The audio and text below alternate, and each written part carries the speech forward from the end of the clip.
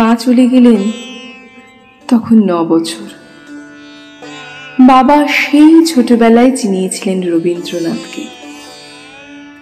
বলেছিলেন, মা, একদিন কালের নিয়মে আমিও চলে যাব, তবে ইনি তোকে কখনোই ছেড়ে যাবেন না রে। ইনি যে ঠাকুর, আমাদের প্রাণের ঠাকুর। ওনার ঝুলিতে সুখ দুঃখ সব রকম স্বাদই রয়েছে।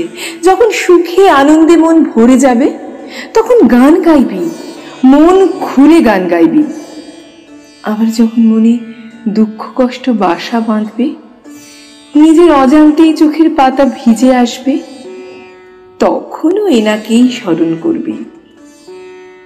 এভাবেই বাবা এবং রবীন্দ্রনাথ ঠাকুরের হাত ধরে আমি যুবতী হয়ে উঠলাম। বাবা একদিন একটা ছবি দেখিয়ে বললেন, সুপাত্র, ভালো চাকুরে, বনেরই পরিবার, তুই আর অমত করিস না মা। আমি কবে আছি কবে নেই। আমি শুধু জিজ্ঞাসা করলাম, বাবা, আমার হারমোনিয়াম, তানপুরা, আমার সমস্ত বই খাতা, আমার রবীন্দ্রনাথ, এসব আমার সঙ্গে যাবে তো? আমার স্বামী ভালো মানুষ, সুপুরুষ, আমাকে নিজের করে পেতে চায় সব সময়। কিন্তু আমাদের মাঝে যে রবীন্দ্রনাথ, তাকে আমি ছাড়ি কি করে? কাউকে ভালোবাসলে যে তার সব কিছুকে ভালোবাসতে হয়। জানি না ও সেটা বুঝতো না নাকি জানতো না।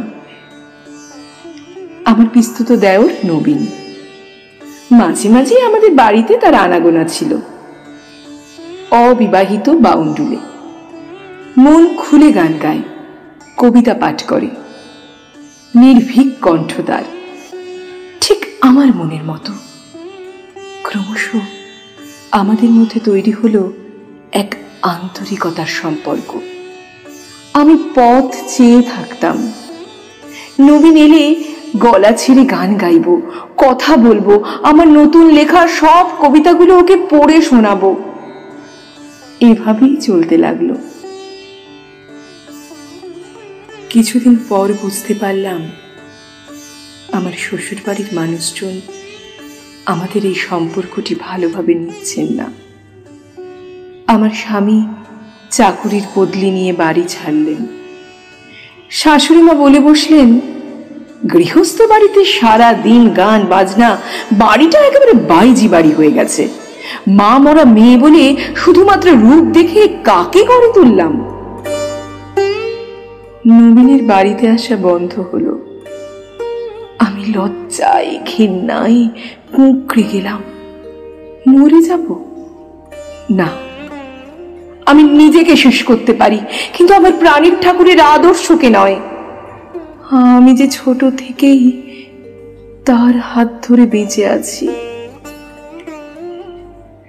আমি আমার স্বামীকে চিঠি লিখলাম। কি লিখলাম জানো? রবি ঠাকুর বলেছেন, বন্ধুত্ব আর ভালোবাসায় অনেক তফাৎ আছে, কিন্তু ঝট করে সেটা ধরা যায় না। বন্ধুত্ব আটপৌড়ে, ভালোবাসা পোশাকি। আটপৌড়ে কাপড় ছেঁড়া ময়লা হলেও চলে, কিন্তু ভালোবাসা নামে পোশাকটি ছেঁড়া ময়লাবিহীন পরিপাটি হতে হয়। নবীন আমার বন্ধু, আমার ভাইয়ের সমতুল্য।